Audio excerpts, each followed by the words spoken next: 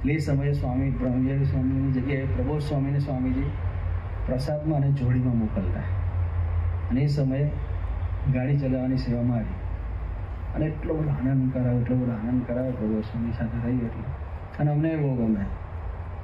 એટલે પછી એકવાર આવ્યા પ્રબોધ સ્વામી એટલે અમે નક્કી કરેલું, અમે 3 મિત્રો છીએ કે આ વખતે પ્રબોધ સ્વામી અને પ્રબોધ સ્વામીને આપણે ચપ્પલ આપવા છે. કારણ કે એમના ચપ્પલ કેવા હોય, એકદમ કહે ને કે high simple life, high thinking, સાચી સાધુતા યુક્ત. એમના ગાતરિયા બી જોઈએ તો જ્યાં સુધી ગાતરિયામાં પેલું ડાંગ્યું એટલે કે પહેરીએ ને એટલે ફાટી ગયું, ઝીણા થઈ જાય કપડાં, તો વચ્ચેથી કાપી નાખે અને જે આ 2 ભાગ હોય ને છેડાને એને જોઈન કરી દે. આ ભાગ સારો હોય કારણ કે વધારે ઘસાયેલો ના હોય, ત્યાં જોઈન કરી દે એટલે આ ગાતેલું છે ને પેલો જે ફાટેલો ભાગ હોય છેડે જતો રહે એટલે વપરાય ત્યાં સુધી. એવા કપડાં એ પહેરે. હમણાં બી આ છેલ્લે બી પેલા સાધુ સૌરવ સ્વામીને સ્વામીએ કપડાં બદલે કે નહીં સીવીને આપ મને, તો પેલા સંચા બધા ઉતારી દીધેલા ત્યાંથી રૂમ ખાલી કરાવી એટલે.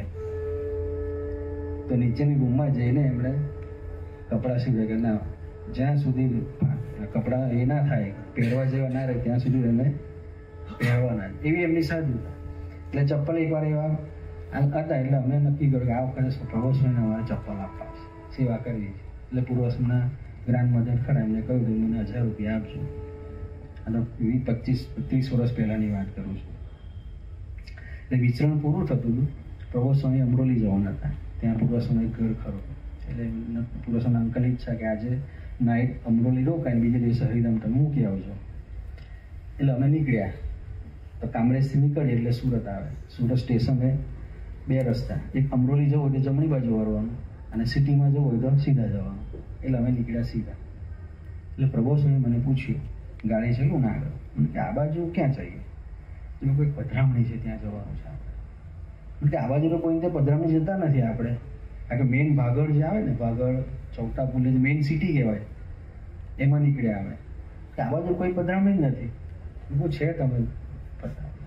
અને ગયા થોડે અને ભાગળ આવ્યું એટલે મેટ્રો આગળ ઊભી રાખી, ચપ્પલની દુકાન આગળ.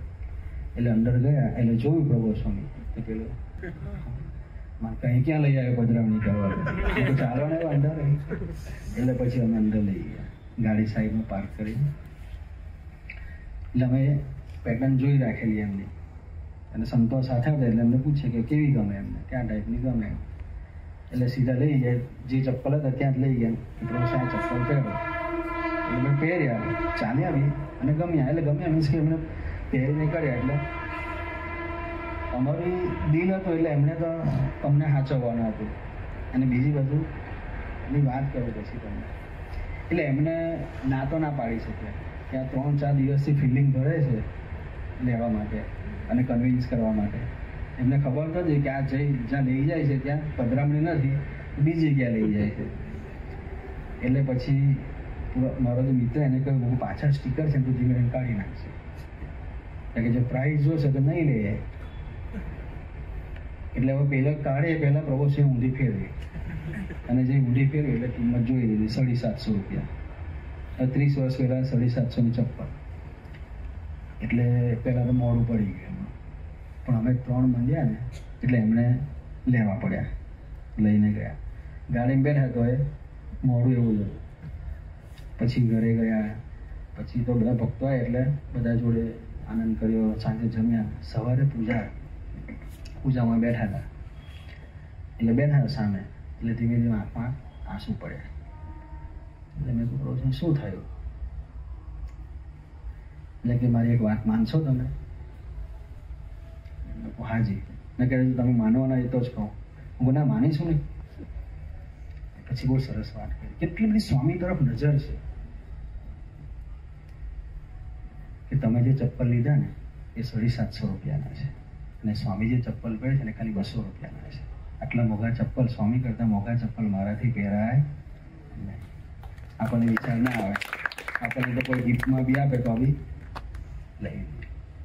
એટલે સ્વામીજીની જે વાત આવી એટલે અમે બી થોડા ઢીલા પડી ગયા કે ચાલો ભલે આપણને ઉમંગ હતો. એટલે એમણે ના, પછી મને કે તો આ ચપ્પલ હું ના લઈ જાઉં તો. એટલે મેં તો મારી બી એક શરત કે શું મૂકો આજે તમારે હરિધામ મૂકવા આવો ત્યાં સુધી ચપ્પલ પહેરવાના, પછી હરિધામ જઈને તમારે જે સંતને આપણે આપી દેજો. તો કે સારું. એટલે એટલું માન રાખી અને પછી હરિધામ સુધી આવ્યું. પણ જેવા ઉતર્યા ને અને રૂમમાં ગયા હશે ત્યાં જોડના સંતને કીધું આ ચપ્પલ આને આપી દે. પણ એ જે વસ્તુ છે આપણને વિચાર ના આવે, ભાઈ આપણને તો આપ્યા જ છે ને, લાવ સારી પહેરવાની જ છે ને. પછી એ સ્વામીજીથી વિશેષ હોય એ આપણને ભક્તિનો ખ્યાલ આવે. પણ જે ભગવાનમાં વખત ડૂબેલો હોય ને એને જ આ ભક્તિનો ખ્યાલ આવે.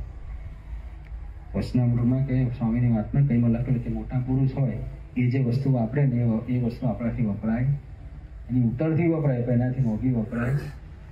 પણ એક એક વાતને સાર્થક જીવન સાથે સુસંગત કરીને જઈએ છે. આ ચપ્પલની પ્રસંગ યાદ આવ્યો તો હમણાં જતીનભાઈના ઘરે આવ્યા હતા, વચ્ચે સાહેબને મળવા. એટલે પછી પહેલાં પ્રવોસને આવવાના હતા મળવા. બધા કહ્યું પ્રવોસન તમે હશો ને તમે વાત નહીં કરી શકો. એટલે મેં કહ્યું પ્રવોસન તમારી જોડે રહીશ આપણે.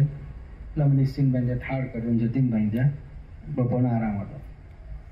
ગયા મારા ચપ્પલ બહાર ગયા અને એમને બહાર કાઢ્યા. જતીનભાઈ ત્યાં જઈએ ને તો સોફા છે, સોફામાં બેઠા હતા. પછી થોડી વાત ચાલે, સામે પેલા પ્રશાંતભાઈ હતા, બીજા 2-4 છોકરાઓ હતા. એટલે જતીનભાઈ આવ્યા ઘરમાં. જેવા આવ્યા ને એટલે પ્રભુસેના ચપ્પલ લઈને આવ્યા અને ત્યાં નાનું સ્ટૂલ છે, ટેબલ, એના પર મૂકી દીધા. એટલે મૂક્યા એટલે પ્રભુસે એમ કરીને જોયું, ચપ્પલ થોડા દૂર હતા. અને ચપ્પલ જોયા ને એટલે કેમ ત્યાં મૂક્યા? એટલે જતીનભાઈ એમ મૂકીને તો જતા રહ્યા. એટલે રસોડામાં બૂમ પાડી કે શું પેલું બપોરે કૂતરા બહુ ફરતા હોય છે ને લઈ જાય ચપ્પલ. શું કૂતરા સોસાયટીમાં ફર્યા કરતા ચપ્પલ લઈ જશે.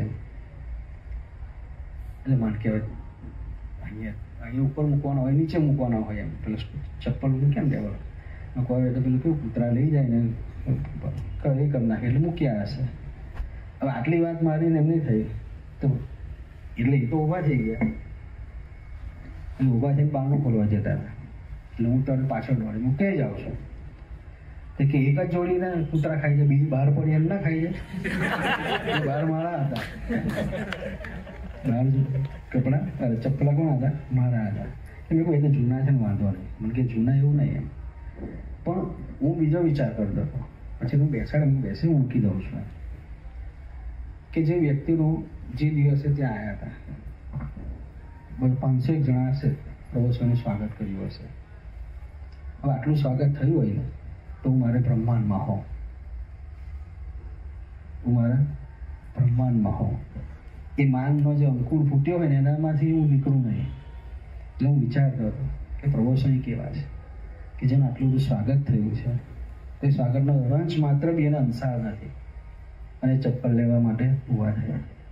બીજો વિચાર આવ્યો મને કે હું મારી જોડમાં કોઈ સંત હોય ને તો હવે એ તો મારી જોડમાં છે તો એને કાળજી એની રાખવાની હોય, મારે મારી રાખવાની. મને એવો વિચાર આવે.